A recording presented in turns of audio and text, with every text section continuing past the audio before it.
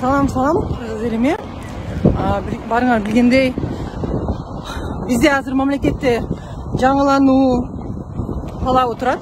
Анан кийин кадрдык саясатка дагы элдин чоң талабы бар, күтүүлөрү бар.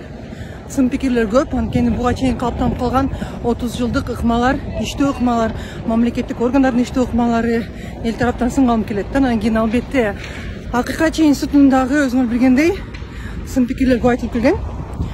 Албетте биздин аппаратта дагы өзгөрүүлөр болот. Бирок тилекке каршы мурунку ыкмага салып, кээ бир белгилүү адамдарды чалдырып, ортого түшүрүп, саясатчыларды, активисттерди ортого салып, буга тийбей эле кой, тиге тийбей эле кой, иштей берсинчи, анан мынтсынчы тигинтсинчи деген суранычтар келип атат. Туура эмес. Бул биринчиден мыйзамсыз, акыйкатчынын ишмердүүлүгүнө кийлигишүү, андан сырткары ошол азыркы элдин талабы болгон жаңыланууга адискөй кадрларды алып келүүгө дагы тоскоолдук буттосуу. Мен ар бир ушундай учур боюнча азыр жакын арада атайын жобо бекитем. Анан кийин ар бир ошондой ким мага чалса, жазса, кайсы тарап болбосун, мамлекеттик кызматкер болобу, жарандык активист болобу, же бизнесмен болобу, кимиси чалбасын, кайсы кызматкердин кызыкчылыгын чалса дагы баарын расмий жарыялайм. Анткени азыр мынакей аппаратта 3-4 кызматтык териштирүү болуп атат. Кээ бир катачылык, кээ бир мыйзамсыз аракеттер боюнча жаңыланышыбыз керек, заманга ылайык иштешибиз керек. Сураныч кийлигишпегиле. Сураныч, эгерде сапаттуу ишти кааласаңар, сапаттуу команда түптөгөнгө шарт мыйзам сакталыш керек. Мыйзамда так жазылып турат, бизде акыйкатчы бар, акыйкатчынын аппараты бар.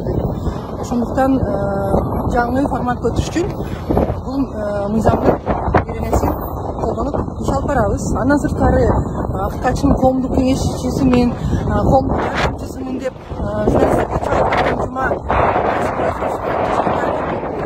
адамдар да бар экен, коркуткандар да бар экен. Ал боюнча да териштирүү болду. Азыркы учурда мамлекеттин ичинде бир дагы акыйкатчынын коомдук негизде жардамчысы, кеңешчиси жок. Алына айтып коеюн. Бул кайтадан ошол эски калыптанып калган мыйзамсыз ыкма. Акыйкатчы өзү, акыйкатчынын аппараты, ар бир кызматкери эң биринчи ирет адам укуктарынын баалуулугун туу туткан. Экинчиден коомдун кызыкчылыгын, өзүнүн кызыкчылыгын жогору койгон адамдар гана иштей алат, иштейт. Мыйзамсыз болгон иш аракеттердин баардыгын ачыктайм.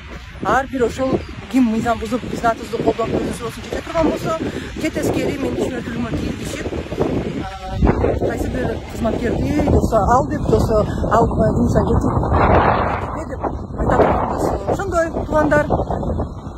Анан кийин жалпы элиме кайрылам. Колдооңуздар, өзгөрүүлөрдү ошондой кээде ыңгайсыз, бирок мыйзамдуу ыкмалар менен ишке ашырышыбыз керек.